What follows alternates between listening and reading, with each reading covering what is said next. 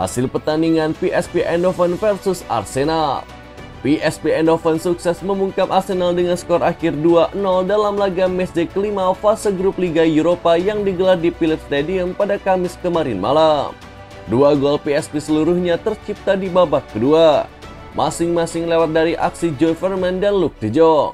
Arsenal pun gagal mengejar ketertinggalan di sisa waktu. Berkat hasil ini pun PSV Eindhoven memantapkan diri posisi di peringkat kedua grup A dengan torehan 10 poin, sekaligus memastikan kelolosan ke babak selanjutnya. Sementara itu Arsenal masih menduduki puncak klasemen dengan torehan 12 poin.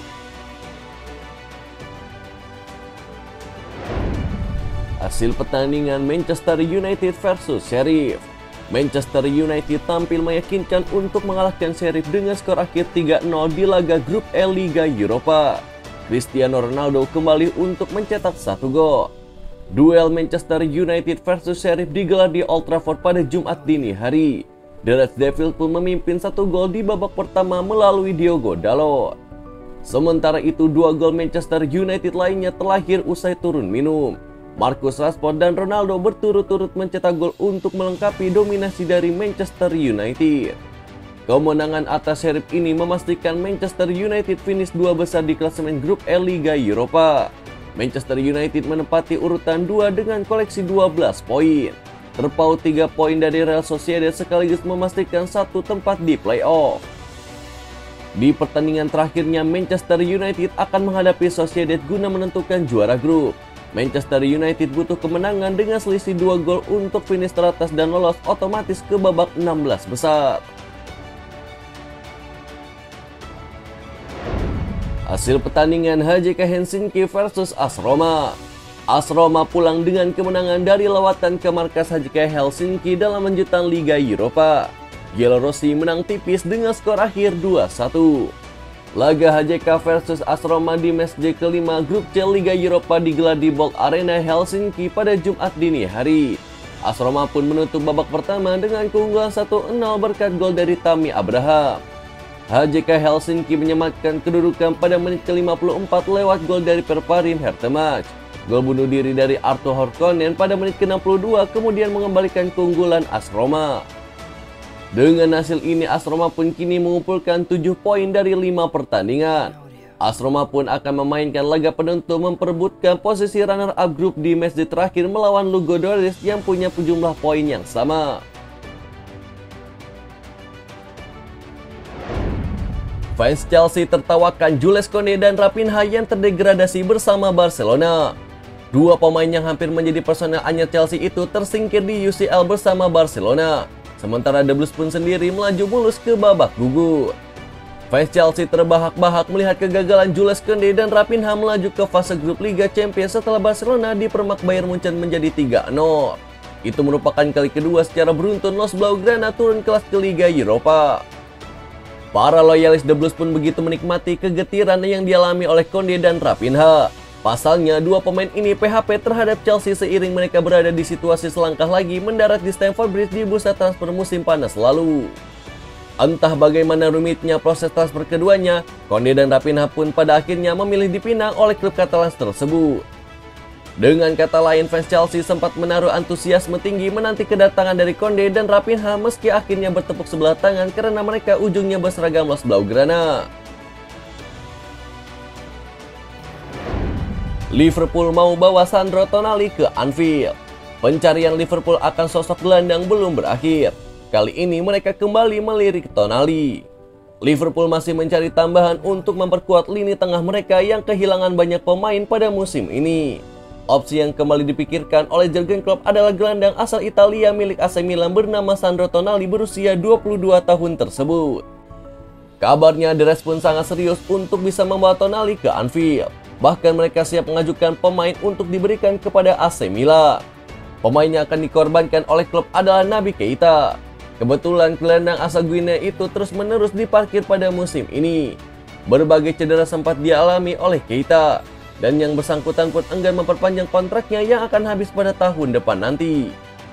Express pun menyebutkan bahwa nama Keita sudah masuk dalam proposal pengajuan Liverpool kepada AC Milan untuk bisa menggait dari nama Tonali.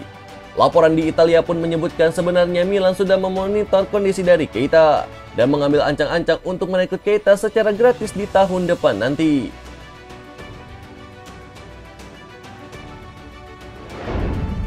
Angel Di Maria pastikan bahwa Juventus bukan klub terakhirnya. Angel Di Maria mengindikasikan bahwa ia tidak akan pensiun di Juventus. Sang pemain mengaku ingin pulang kampung ke Argentina di penghujung karirnya. Di Maria pada musim panas kemarin mengambil keputusan penting dalam karirnya. Ia memilih untuk meninggalkan PSG dan bergabung dengan Juventus. Banyak yang memperkirakan Di Maria akan pensiun di Juventus. Pasalnya ia kini sudah berusia 34 tahun. Sehingga banyak yang mengira Di Maria pun akan gantung sepatu di Juventus. Namun sang gelandang baru-baru ini menegaskan bahwa ia tidak berencana pensiun di Juventus. Ia punya klub lain yang ingin dituju olehnya. Kepada Goal International, Di Maria pun menyebutkan bahwa ia tidak berencana pensiun di Juventus atau di klub Eropa lainnya. Ia mengaku ingin menutup karir di klub di mana ia memulai segala karirnya, yaitu Rosario Central di Argentina. Di Maria pun mengakui untuk kembali ke klub masa kecilnya itu tidaklah mudah, karena ia tahu Rosario mungkin tidak menginginkan pemain setua sepertinya. Namun Di Maria tidak patah arang. Ia benar-benar bertekad untuk bisa mengupayakan kembali ke kampung halamannya. Kontrak Di Maria sendiri di Juventus sendiri mulai menipis. Kontraknya akan berakhir di tahun 2023 mendatang. Juventus pun punya opsi untuk memperpanjang sang pemain selama 1 tahun lagi. Winger Ukraina jadi rebutan Arsenal dan Manchester City. Wakil Direktur Olahraga Shakhtar Donetsk bernama Carlo Nicolini mengonfirmasi ketertarikan Arsenal dan Manchester City pada Mikhailo Mudryk. Pemain sayap berusia 21 tahun itu tampil bagus di Liga Champions bersama Shakhtar Donetsk, mencetak 3 gol dan 2 assist di semua kompetisi musim ini. Klub-klub Eropa sekarang memantau dari Mudryk. Dengan Nicolini mengonfirmasi bahwa Arsenal dan Manchester City termasuk di antara beberapa tim yang tertarik pada sang pemain. Namun ia mengatakan sang pemain layak dibanderol seharga 100 juta euro. Jumlah yang sama dibayarkan oleh Manchester United ke Ajax Amsterdam untuk Anthony. The Gunners pun dilaporkan tertarik pada pemain internasional Ukraina tersebut dan kabarnya melakukan pendekatan pada musim panas kemarin, namun tidak ada kesepakatan dari yang tercapai. Sang pemain pun diketahui punya impian untuk bisa bermain di Liga Premier Inggris dan akan sulit untuk mengatakan tidak pada peluang pindah ke Emirates Stadium apabila Arsenal mengajukan tawaran yang resmi. Juventus tersingkir dari Liga Champions, Alessandro Del Piero murka. Kekalahan Bianconeri dari Benfica memastikan langkah mereka di UCL musim ini terhenti, dan mereka juga terancam gagal turun ke Liga Eropa. Legenda Juventus bernama Alessandro Del Piero benar-benar kecewa dengan performa mantan timnya di musim ini, khususnya di Liga Champions. Bianconeri telah dipastikan tersingkir dari Liga Champions setelah menang kekalahan 4-3 Benfica di match kelima grup H, dan itu membuat mereka menduduki urutan ketiga dengan koleksi 3 poin. Sementara itu, Benfica bakal menemani Paris Saint-Germain untuk melaju ke fase berikutnya setelah sama-sama mengoleksi 11 poin. Del Piero pun turut mengomentari performa dari Juventus. Dengan torehan poin Juventus yang sama dengan Maccabi Haifa, mereka pun masih terancam gagal turun ke Liga Eropa. Pasalnya mereka bakal menghadapi PSG di partai terakhir, sementara Maccabi Haifa akan menjamu Benfica. Dan jika Juventus kalah lalu Maccabi hanya meraih hasil imbang atau bahkan menang, si Nyonya Tua akan mengubur impi mereka untuk memenangkan trofi Eropa musim ini. 3 target Manchester United sebelum Piala Dunia 2022 digulirkan. Playmaker Manchester United bernama Christian Eriksen angkat bicara seputar target timnya jelang digulirkannya Piala Dunia 2022 nanti. Sang playmaker pun menyebutkan bahwa ada 3 hal yang ingin diraih timnya sebelum pesta sepak bola akbar itu dimulai. Eriksen pun menyebutkan bahwa target pertama timnya ada di Liga Eropa 2022-2023 ini. Ia ingin timnya bisa lolos ke fase grup Liga Eropa sebagai juara grup E.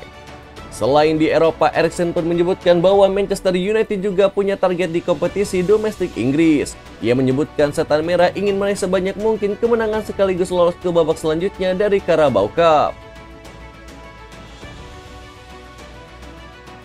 Itulah berita sepak bola terbaru hari ini yang kami rangkum. Agar kalian tidak melewatkan berita-berita terupdate lainnya dari kami, caranya adalah klik logo subscribe kami lalu nyalakan tombol loncengnya juga ya. Selamat beraktivitas kembali, see you in the next time.